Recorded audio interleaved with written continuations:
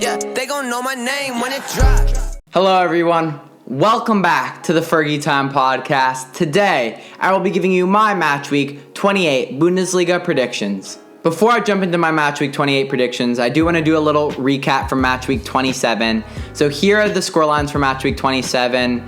Unfortunately for me, I only got 3 of the ties right. That brings my total to 9 ties correct out of a total of 18 ties, which is 50%. Not terrible yet. This is since the quarantine restart has happened, and hopefully we can continue to improve on this week. For our first match, this is going to be a very exciting one we've been looking forward to for weeks. We have second place Borussia Dortmund versus first place Bayern Munich. 4 points separate these two fantastic sides. Dortmund, a team that has been in fantastic form as of recent, got a very good win against Wolfsburg last weekend. Didn't play their best, but were efficient and finished their chances. Versus a Bayern Munich side that recently beat Eintracht Frankfurt. Beat maybe isn't the right word. They destroyed them 5-2. But showed some defensive lapses. That could be very big if they do not take care of those against Borussia Dortmund. Anyways, Dortmund, the main talking point is that Matt Hummels could return for them, and that is going to be huge because their defense is not the strongest out of the two sides, but with Hummels coming back, this could benefit them a ton. So, my prediction is I think if Hummels returns, I think Dortmund's attack will be too much for Munich's defense. I think Munich will dominate the game possession-wise, not dominate, but will have more of the ball and move it more, but I think Dortmund will hit them at key points throughout the match on the counterattack, and I have this going to Dortmund 2-1. Next up, we have Werder Bremen versus Borussia Mönchengladbach. This is going to be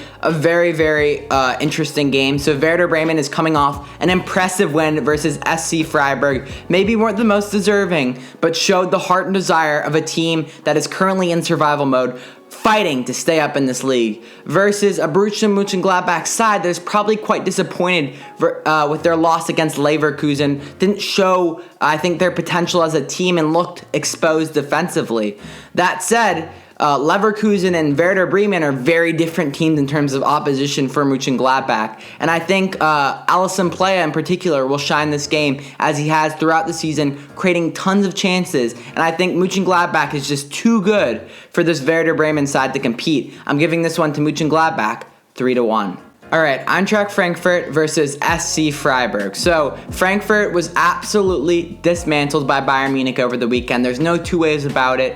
However, that is Bayern Munich, one of the best sides in all of Europe. Frankfurt will now be going up against an SC Freiburg side that actually lost to Werder Bremen last weekend. But let's not get this confused. Frankfurt are a team that have struggled in recent weeks. They have been very poor and are in poor form. That said, a lot of their recent matches are against very good opposition. So don't look at their past 6 matches. Don't look into that too much because they've played some really good teams.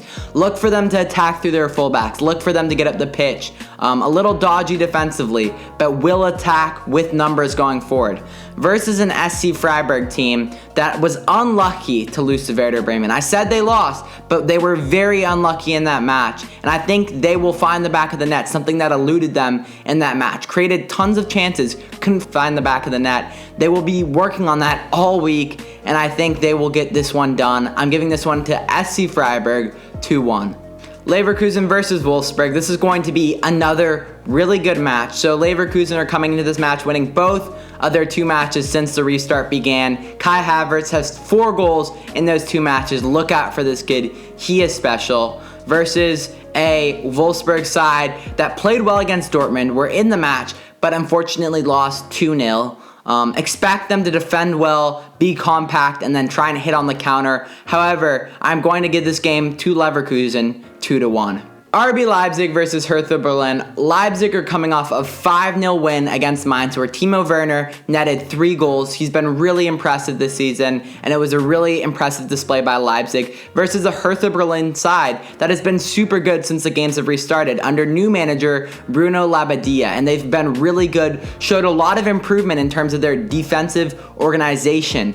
That said, I think Leipzig's attack will be too much. Even with this restructured defense under Labbadia, I don't think it'll be enough for Hertha Berlin. I think Angelino and their fullbacks, the way Leipzig get their fullbacks into the attack, will just put way too much pressure. I think this will be a close match though, but I'm giving it to Leipzig 2-1. Augsburg versus Paderborn. So Augsburg, a side that beat Schalke 3-0 this past weekend, surprised many people with that performance.